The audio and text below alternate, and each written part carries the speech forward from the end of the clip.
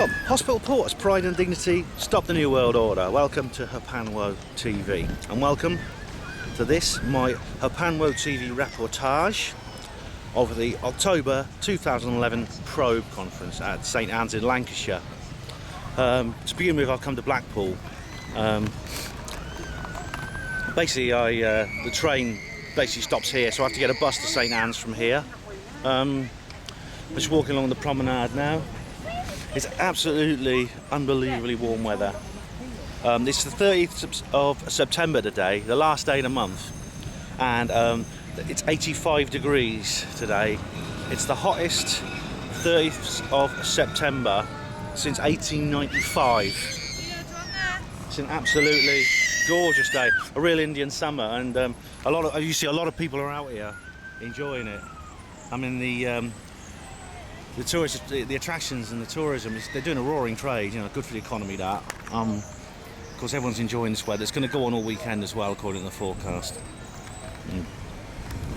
So absolutely, it could turn out to be the sunniest probe ever. Now, one thing I have done is I've gone to the Alien Base exhibition.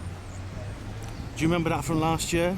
I filmed inside last year, and David Boyle, who runs the place, gave us a tour. He was in the middle of working. He just had a big box full of books, and he just dropped them, and he gave me a 2-hour tour. It was really, really good.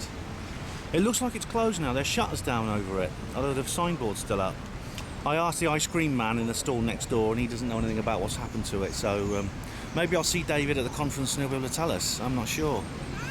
We'll have to wait and see. Right, well, I brought with me this book here, Monster of the Mere by Jonathan Downes. And this is an absolutely brilliant book. It's the first of Jonathan Downes' books I read, and I became absolutely hooked on this. He's a brilliant writer. Writes about cryptozoology. And he does conferences like Probe, you know, he goes talking about things. They've got their own organisation called the CFZ, Centre for Fortean Zoology, and they do conferences once a year. Now, this is how Jonathan Downes describes Blackpool. He's not very flattering about this place, actually. And in fact, I'd actually say that he's kind of what's the word? Slightly scathing of it. That's Richard Freeman, one of his colleagues, and I gazed out the window in horror as we cruised round and round the filthy streets looking for somewhere to park. This is everything that's wrong with Britain today, all lumped together and multiply by 10 and put it in the same place, growled Richard, as another gang of drunken louts with skinhead cuts, haircuts, earrings and tattoos, false plastic breasts and cans of lager lurched across the road in front of us as their girlfriends staggered on behind. He told me how in the late 1970s his grandfather had described seeing groups of small children playing in the sea at Blackpool while lumps of human feces floated around them. Family groups of the most horrific looking people were everywhere. The very people you see on every television programme about the dangers of paedophilia marching up and down, clutching badly spelled placards threatening to torch the gaff of someone they believe to be a nonce just because he has a passing resemblance to someone whose features appeared in a badly printed photograph in the News of the World were there with their children. Their little girls wore the sort of revealing clothes that, as a parent myself, I would shudder at an 18-year-old wearing. I'm no feminist, and I try to treat everyone with respect regardless of age, sex, colour or creed. However, I would argue that for a woman of any age to be wearing a skin-tight pink silk trousers and a tiny pink crop top made of a sheer material, which not only plainly revealed her erect nipples, but was obviously designed to do so, and emblazoned with the motto revealing "I'm a sexy bitch," is inappropriate. It is demeaning not only to herself, but to all members of her sex. When the person wearing it is no older than 9 years old, it beggars belief. When her sister, older, but still obviously under the age of consent, is wearing an equally revealing outfit and a t-shirt proclaiming her to be a porn star, one really does feel that one is losing grip on reality. I feel like little Bobby Zimmerman writing "A hard rain's gonna fall" as I try to give you just a few impressions we gathered of this disgusting cesspit of a town. We saw women in late middle age wearing enormous cowboy hats covered with red glitter, pink fairy wings and t-shirts reading "Kiss me, spank me, F asterisk asterisk asterisk me." Author's note: the word F asterisk asterisk asterisk is what is printed on the t-shirt. As regular readers of my work will know, I'm quite prepared to use the old Anglo-Saxon word fuck where it is appropriate. To use an F and 3 asterisks is merely vulgar. We saw a group of drunken lads in their late teens or early 20s staggering about in the gutter. One was dressed as a circus ringmaster, one was dressed as a clown, one as a gorilla and one as the devil. We saw gangs of drunks with the cross of St. George painted on their faces, standing in a line as they urinated in the gutter, as their jeering girlfriends stood by watching. We saw a joke shop which sold sex aids and children's toys aside by the window.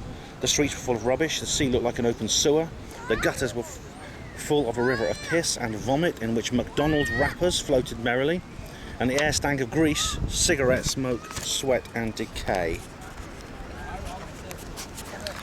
Not very flattering at all, as you can imagine, but I think that's a bit of an exaggeration personally. You know, it is not quite that bad.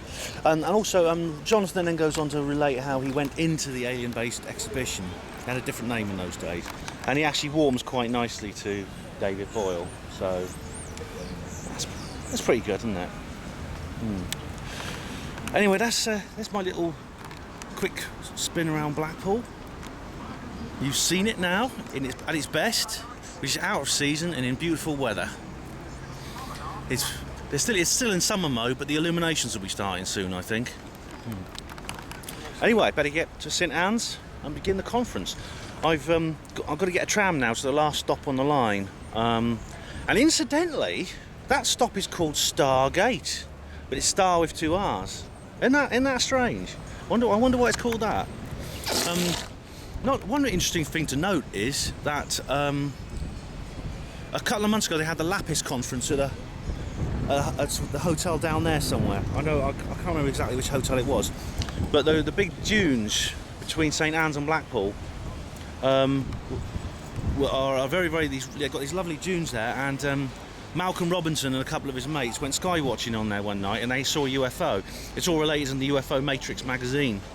Basically there's 3 of them, and they saw a light without any navigation lights as an aircraft would have travel inland from the sea. Now when it comes to sky watching, I think I'm going to be doing a bit of that myself at some point this weekend. If I do, I will bring the camera and you will be there to see it. Okay, well thanks for watching, and I'll see you later.